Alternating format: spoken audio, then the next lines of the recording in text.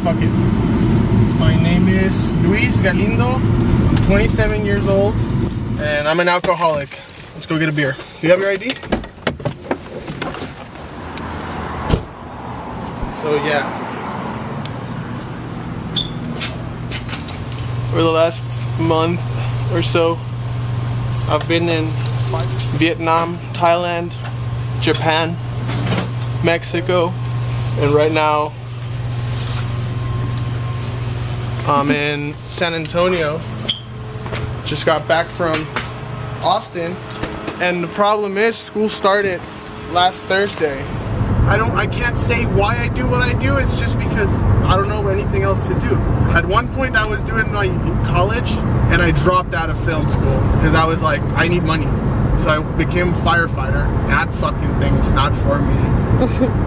You know, you're in the class and when you walk in, like, all right, what's your name? What do you do? Hey, what's up? My name's Terry.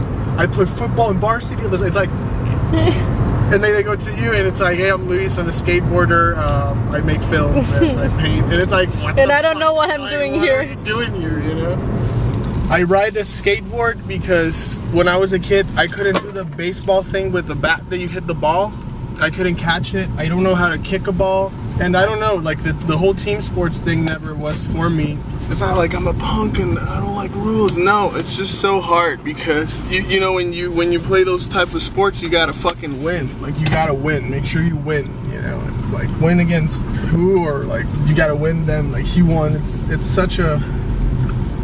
I just can't do it. You know, and when I skate, I feel like the only person that I have to win to is myself. I don't think it's a sport. I think it's the more like art, I guess, because when you skate, you got to figure out what you're gonna do, and nobody's gonna tell you go do this that way. You do whatever the fuck you want, and it's up to you where you do it, how you do it.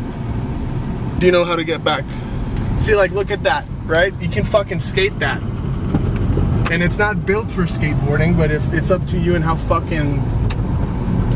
I should stop cursing, right? When I was very young, I was like an only child. I was bullied and everybody in the block just like took it very hard on me. So I didn't like hanging a lot with people at first. My best friend was action figures. You know, like I would go outside, look for locations, and if there was like a construction site with some dirt, for me it was like this mountain. And I would just figure out who the bad guys are, who the good guys are, and like make them fight over a princess or something.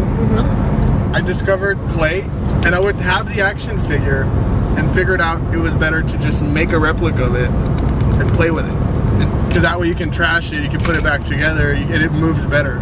I got so obsessed with clay. It was, I'm not kidding, boxes and like shoe boxes just full of it. That's when I made my first film. I was so young. Do you remember those Game Boy, like the Game Boy, but the Game Boy camera? That you would put a fucking thing with a ball in the top that looks like a light meter, but it's a camera.